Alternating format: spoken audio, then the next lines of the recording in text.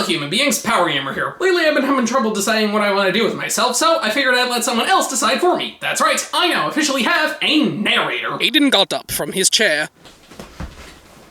Aidan walked down the street. Aidan robbed the bank. Aidan destroyed his intestinal tract. Aidan walked into busy traffic. Aidan played Bubsy. Okay, maybe narrators don't always know best. I guess I should have learned from the Stanley Parable. The Stanley Parable, a metaphysical commentary on the art of electronic entertainment that requires heavy interaction from the user. The Stanley Parable is one of the rare instances of a video game trying to be something much more than a video game, which is funny given how this was never supposed to be a standalone game in the first place. It originated as a mod of Half-Life 2, developed by aspiring game developer Davey Aidan. Aidan got the idea after considering the fact that in most games you typically have to do what you're told, and wondered what would happen if a player went against the game's instruction. He actually had no prior information on the game's source engine when developing this, so he was primarily self-taught by various online sources. Everything in the game was done by Aidan, except for the narration, which was provided by British actor Kevin Brighton. The mod was released in 2011, and was eventually introduced to fellow developer William Pugh, who contacted Aidan to help improve it. Their discussions eventually led to them deciding to make the idea into a full standalone game. This remake of sorts would feature an original story, some design tweaks, and a much larger amount of paths and endings, with Brighton returning as the narrator. The Stanley Parable was released for PC on October 17th, 2013, with Mac and Linux versions coming later on. It got widespread acclaim from critics and players, calling it one of the most unique and thought-provoking games ever made. As a result, the game managed to sell over 1 million copies within its first year. But that wasn't the end, as the game was later remade again as the Stanley Parable Ultra Deluxe, which was released on PC as well as the Nintendo Switch, PS4 and 5, and Xbox One and Series X in 2022. Ultra Deluxe was basically the same game, but rebuilt with a new engine and even more content than previously. And yes, the Ultra Deluxe version is the version I'm going to be playing since it has the most content overall. I've seen some clips of this game, but I've never actually played it myself. I'm very excited to try it though, so let's see if games can really be more than just pushing buttons. Before you boot up the game, you have to set the time. We then get some really funny jokes from someone, I don't know who, and every time you boot up the game after that, you get more stuff like this person encouraging you to pick your favorite time and these sliders that do absolutely nothing. This is hilarious, I love this game already. And then we actually reach the title screen. This is the story of a man named Stanley. Hey, recapping the story is my job. The game follows a man named Stanley. Stanley is an office worker whose job is to push buttons.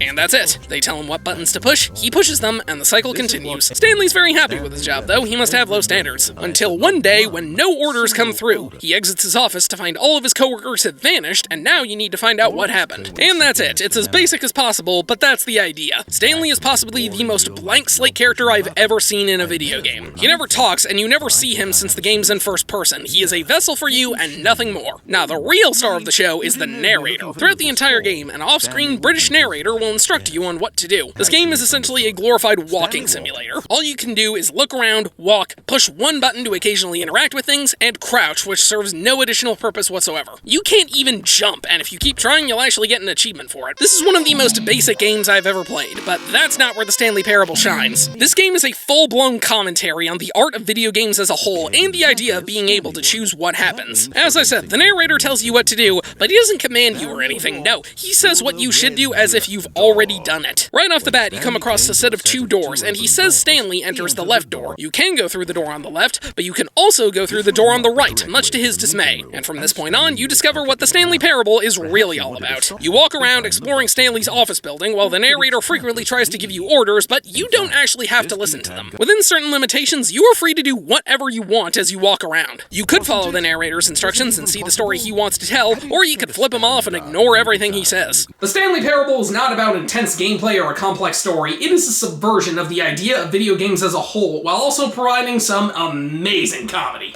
This game has a bunch of different routes you can find depending on what choices you make. A single route should only take about 15 to 20 minutes, assuming you're not rushing anything or getting lost. The fun of the game is not only seeing all the different shenanigans you can get into, but also seeing how the narrator reacts to them. The Stanley Parable has some of the best writing I've ever seen in a video game, and 99% of it stems from the narrator. When you follow his orders, it's pretty standard, but when you disobey him, he holds nothing back. He'll verbally insult you, question your choices, question if you're even there, and sometimes he'll just be disappointed that you won't listen to him. him, and all of it is hilarious. That whole thing about your coworkers disappearing is dropped almost instantly. The real plot is just about the narrator being forced to watch as his story is taken away from him. And the more you disobey him, the more upset he gets, to the point where he'll just load up another game, restart for the hell of it, assume you've died because you're not doing anything, or just get so confused that even he has no idea what's going on. This is actually kind of a hard game to talk about because of how simple it is. If you really want to see what makes it special, you have to go more into specifics, and that kind of spoils the fun. The writing is really what makes this game, because everything else is super basic. The story is almost non-existent, the graphics are about average, there's barely any music in this game, and the gameplay, like I said, is ridiculously simple. This game's the epitome of the phrase, it's about the journey, not the destination, because there really is no end goal here. The appeal of this game is just seeing what the hell you can actually make happen, and what the narrator says in response to that. And thankfully, this game exceeds in that department and then some. The narrator is absolutely hysterical from both a writing and performance perspective. There are very few video games that can make me laugh as much as this one did. This is one of the funniest games I've ever played in my life. But if you really want to see just how much this takes the piss out of other video games, just look at the achievements. There's the jumping one I already mentioned, a test achievement you can't actually get, playing the game for the entire duration of a Tuesday, Oddly specific. and the original even had the Go Outside achievement where you had to go 5 years without playing the game. But that was removed in the Ultra Deluxe version, and instead we have, what?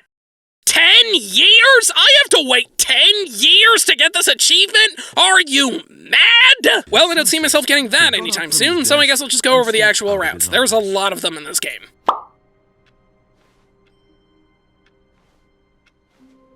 The first one I was able to get by walking through this red door. Doing this leads you to a room full of sparkles. The narrator goes on about how they make you happy, and, yeah, he's right. These do make me happy.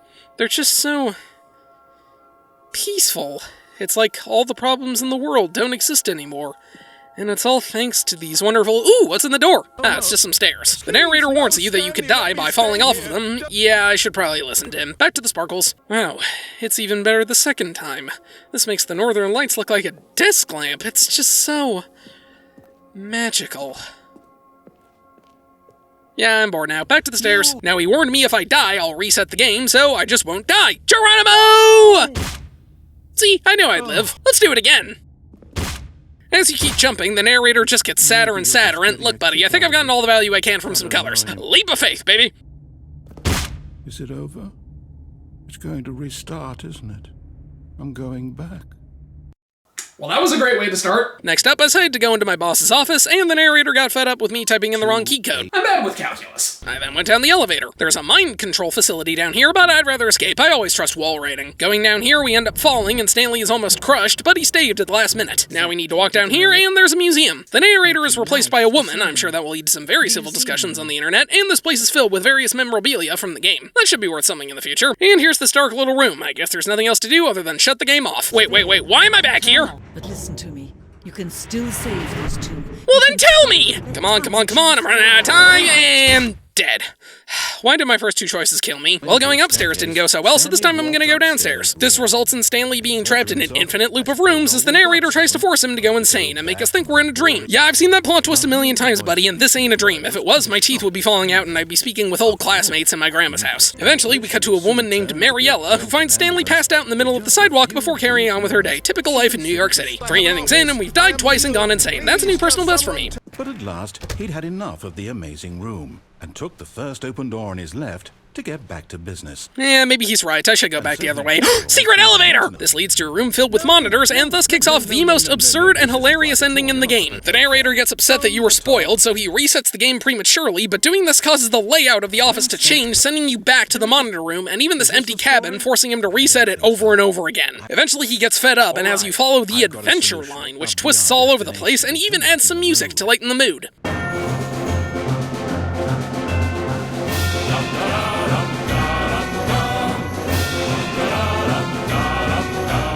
But the line eventually leads us right back to the monitor room. I knew lines couldn't be trusted. The narrator gets angry and resets the game again, this time deciding you should forge your own story together. Yeah, even the narrator has no idea what's going on with this ending, and he's basically a friend just trying to figure it all out with you. It's priceless. You even run into the line again, and eventually wind up in this room that classifies this as the confusion ending, revealing that all of this was supposed to happen, and we're supposed to restart 4 more times. Again, the narrator didn't make any of this, and if he wrote the story, who the hell did decide all this? What's going on here? Are we all just secretly playthings for some higher beings doomed to repeat the same mistakes over and over again as we travel through life having no idea what'll happen? Well, that was a lot to unpack, so I think I'll just do what the narrator actually tells me to do.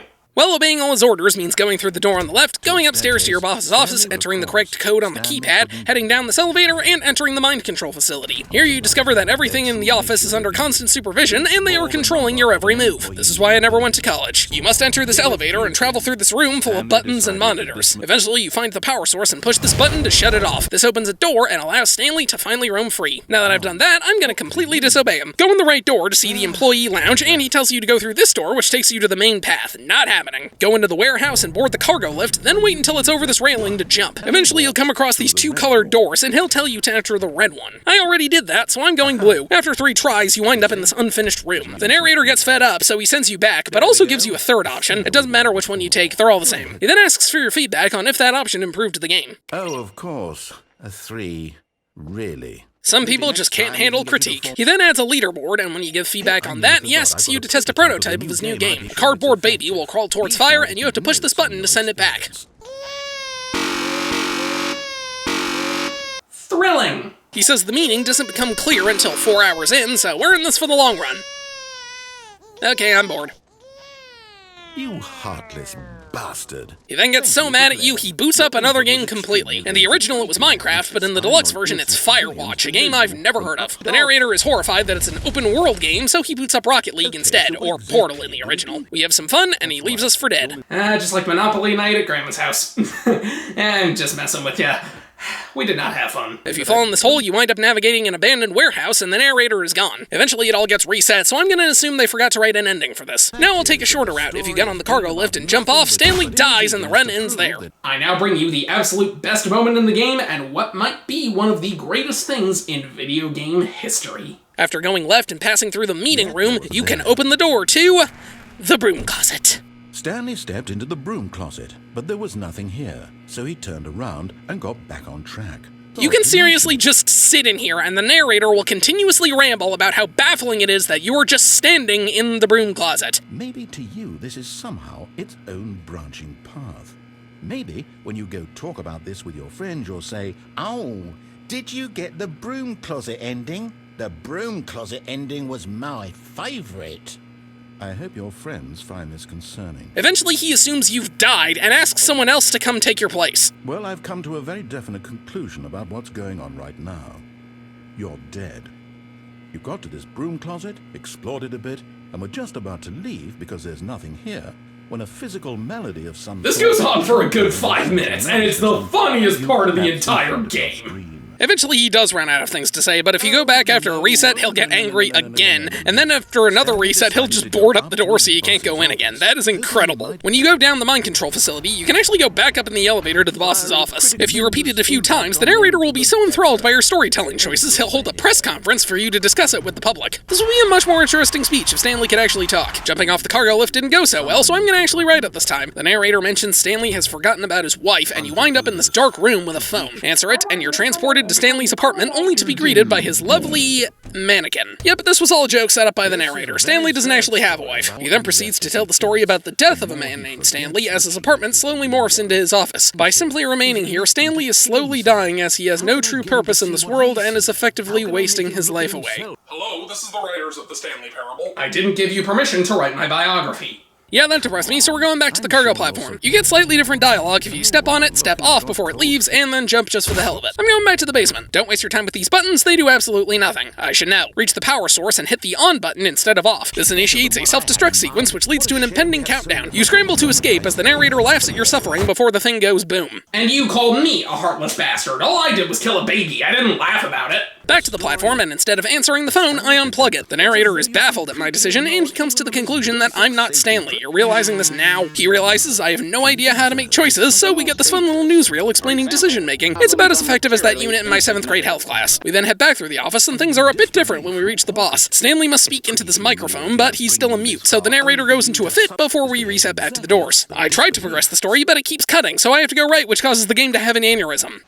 It's ruined. I can't believe, after everything we talked about, that my story, you've destroyed my work. Hey, don't blame me, buddy. I didn't want this. We wind up in this crumbled mess of a room, and the credits roll, so I assume this is the game's true ending. Enough of this nonsense. I'm just gonna shut the door.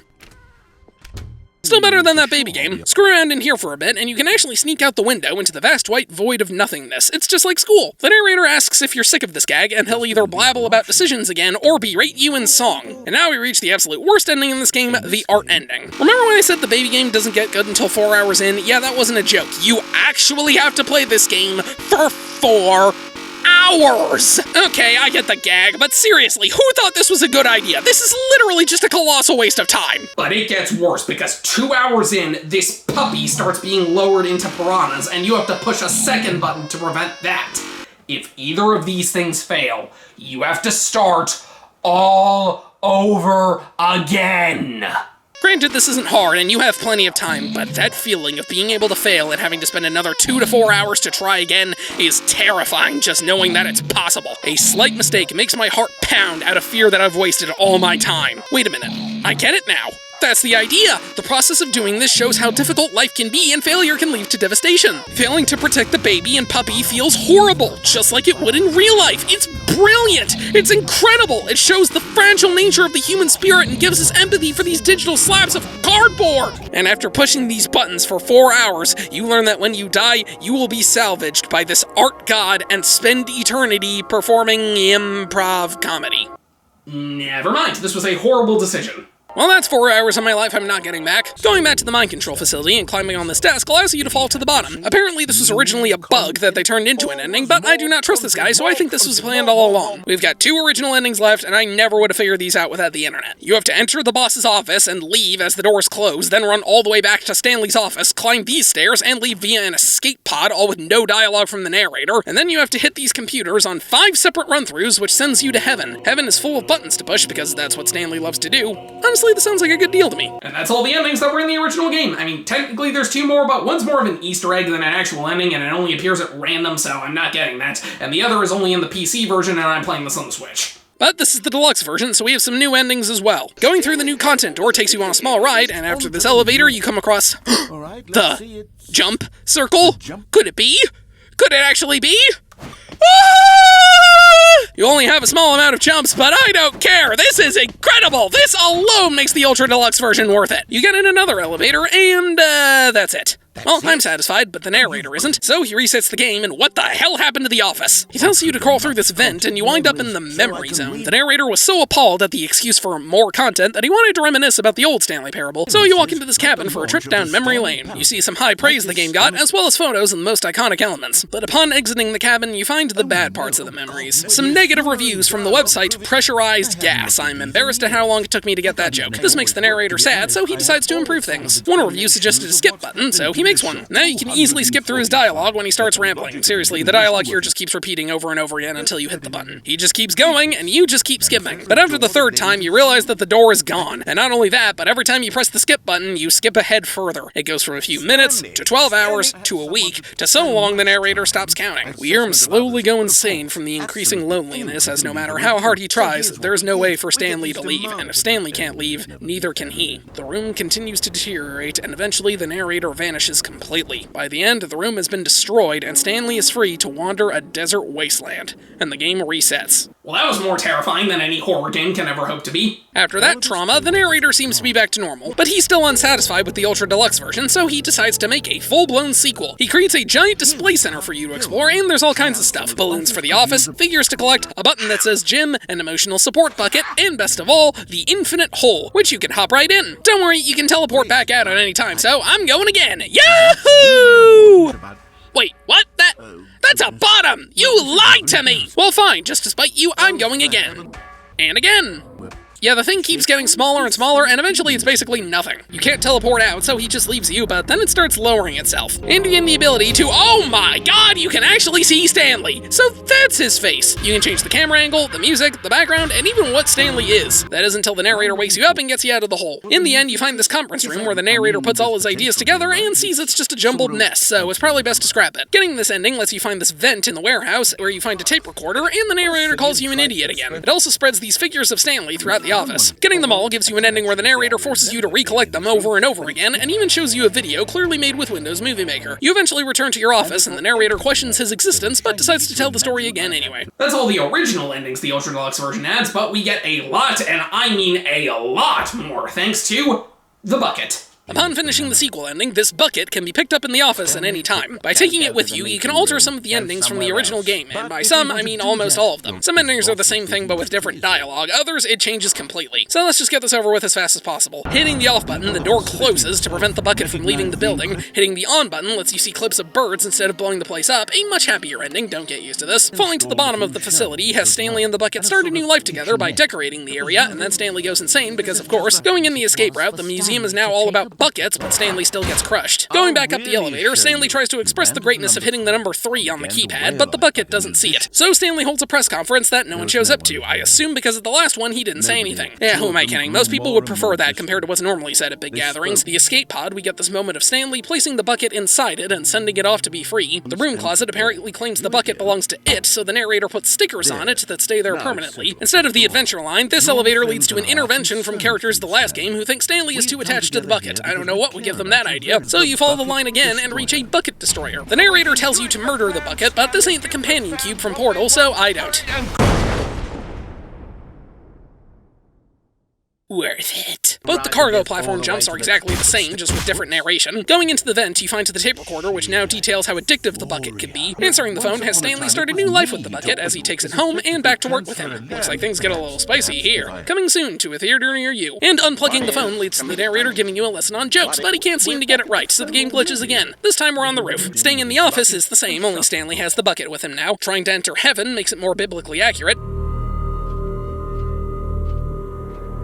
And going out the window, the bucket goes into its backstory, which results in Stanley killing it. At this point, I'm convinced the bucket is the real villain in this game. As for the deluxe endings, both have the narrator confused as to how you got there with the bucket. The new content has him satisfied instead of angry, and the sequel has him blow them up, because 2 buckets is far too powerful for one man. Aidan forgets the insane ending. I thought I shot you!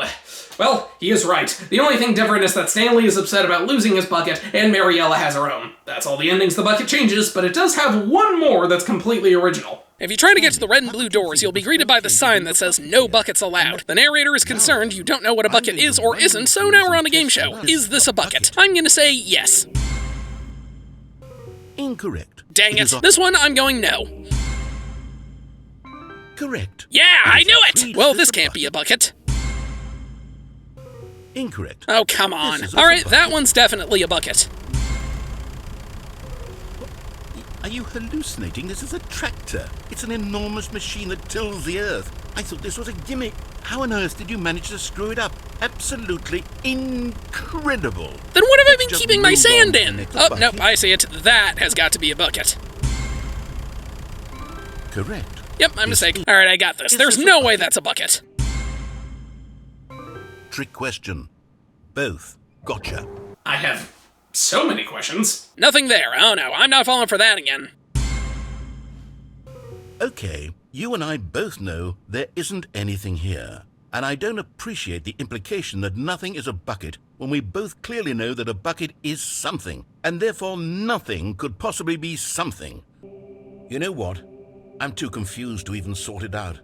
I've lost all sense of perspective. What is a bucket? What isn't a bucket? Mere moments ago I could answer these questions with confidence. May I suggest making a flowchart? Am I a bucket? I know I'm not. He then erases all buckets from the game, which deletes everything. I knew it. That's all the bucket endings, so the only thing remaining is the epilogue. Stanley once again wanders the desert wasteland. Eventually, you return to the memory zone and find it destroyed due to negative reviews of the Stanley Parable 2. You collect more figures and eventually find a computer which causes you to reunite with an old friend. No, not the narrator, the title screen person. They suggest you make an infinite number of Stanley Parable sequels, which are just the same game but with a different number and subtitle. From this point on, every time you start up the game, the number goes up and you add a subtitle with randomly generated words. I'll go with now with added Scorpion and Liquid Train Station. That's every ending in the game, bringing our adventure with Stanley to a close.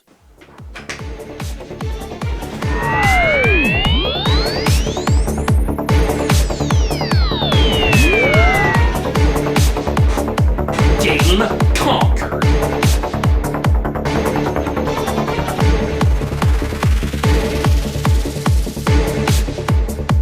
The Stanley Parable is delightful. This is an idea that can only work as a video game, and it does it pretty much perfectly. The gameplay itself is nothing spectacular, but the writing and humor are absolutely hilarious. I definitely recommend playing it if you're curious.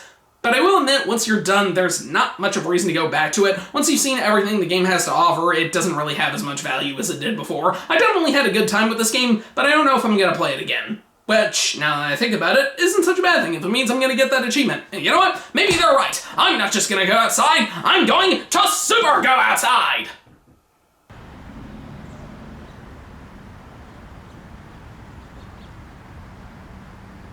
Well, this sucks. I'm gonna go somewhere more fun instead.